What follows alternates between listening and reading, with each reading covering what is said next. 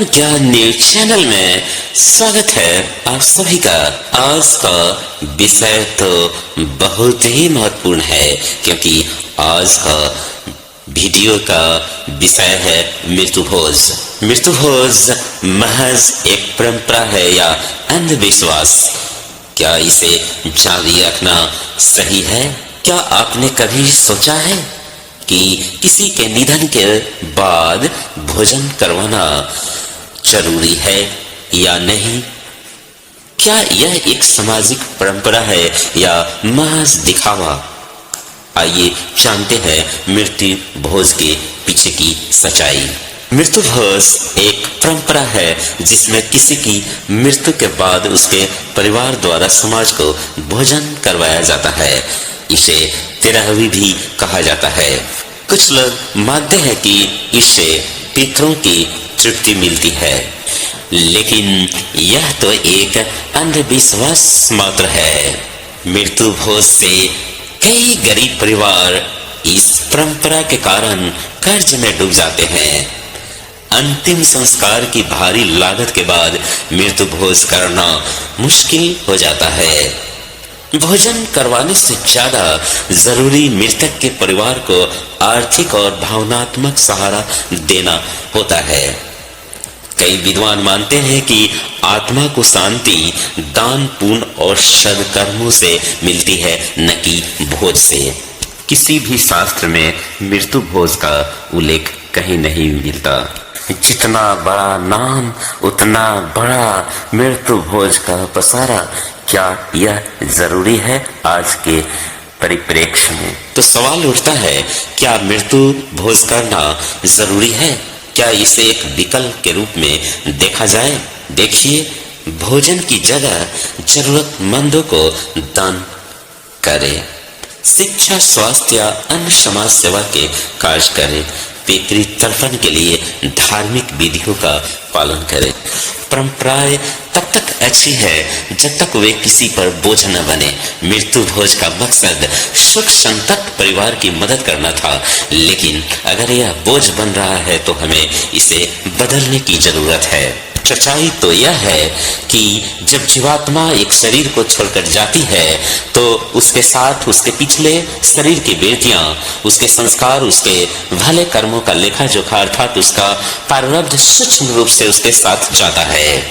मृत्यु के बाद चाहे हम यहाँ कुछ भी कर ले, उनके प्रारब्ध को बदल नहीं सकते हैं। जो कुछ भी भोगना पड़ता है तो उनके ही कर्म उनके काम आते हैं। जो चला गया उनके नाम से हाँ लाख हम भोज कर ले या दान पुण्य कर ले, उनके कर्मों के संस्कार को हम बदल नहीं सकते हैं, उनके भाग को हम बदल नहीं सकते हैं, उनके कर्म की गति को हम किसी भी हाल में बदल नहीं सकते हैं। वे अपने कर्मों के हिसाब से ऊंच या नीच योनि में जाकर अपने पुण्य या पाप को भोगेंगे। कोई पुण्यवान मनुष्य अपने पुण्यों के द्वारा किन्नर गंधर्व या देवताओं के योनियां धारण करके स्वर्ग लोक में तब तक रहता है जब तक उसके पुण्य छीन नहीं हो जाते। प्राणी के हिसाब में जितने पुण्य फल होते हैं उसी के हिसाब से वह स्वर्ग लोक में रहता है।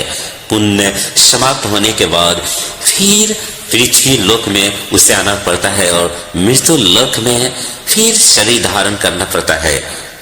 उच्च योनि में जाकर प्राणी जो अच्छे कर्म करता है या फिर नीच योनि में जाकर बुरे कर्म करता है उसका उसे कोई फल प्राप्त नहीं होता, क्योंकि वो भोग योनिया है। वहाँ प्राणी सिर्फ अपने अच्छे और बुरे कर्मों को भोगता है। इन योनियों में किए गए कर्मों का फल नहीं मिलता, सिर्फ मनुष्य योनि ही कर्म योनि है।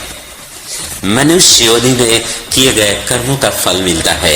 यदि कोई पशु किसी की अकारण हत्या कर दे तो भी उसे उसका पाप नहीं लगता, लेकिन कोई मनुष्य अकारण किसी की हत्या करे तो उसे उसका पाप अवश्य लगता है, क्योंकि पृथ्वी लोक में मनुष्य ही एक ऐसा प्राणी है जो विवेकशील है।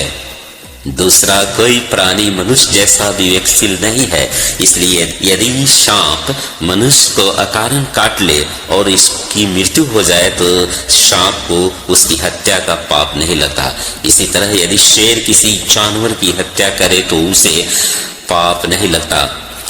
पाप पुण्य का लेखा जोखा यानी प्रारब्ध सिर्फ मनुष्य योनि का होता है। इसलिए यदि अच्छा कर्म करता है तो उसे पुण्य मिलता है और यदि बुरे कर्म करता है तो उसे पाप लगता है। अच्छे बुरे कर्मों के हिसाब से जब वह पाप पुण्य भोग लेता है तो फिर मनुष्य योनि में आकर वह अच्छे बुरे कर्म करता है और कष्ट भोगते रहता है। मनुष्य जन्म का प्रधान उद्देश्य मोक्ष प्राप्त करना है। इसलिए मानव शरीर को मोक्ष का धाम कहा जाता है।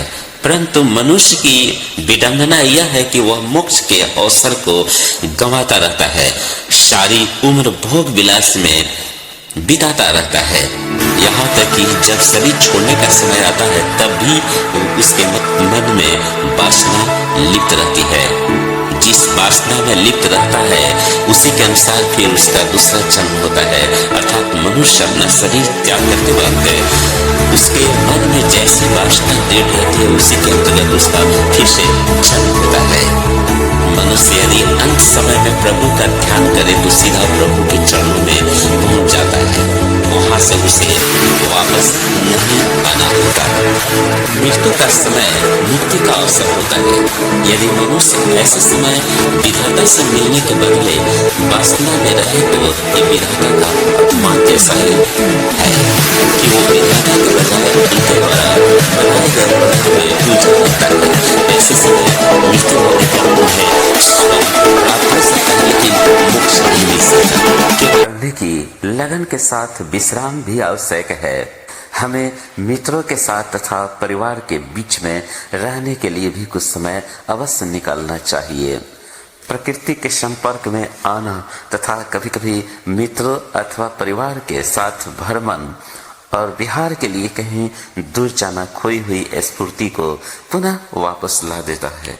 संसार में मित्रों और हितैषियों की संख्या बढ़ाइए और शत्रुओं की संख्या घटाइए।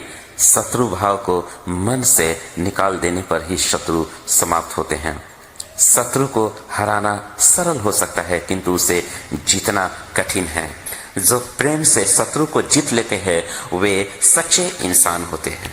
अपना ख्याल रखें, दूसरों का भी मदद करते रहे, जीवन में सदा सुखी रहे, परिवार में मिलजुल कर रहे, एक दूसरे के साथ सुख दुख बांटते रहे, बातचीत करते रहे, व्यस्त रहे, मस्त रहे, खुश रहे।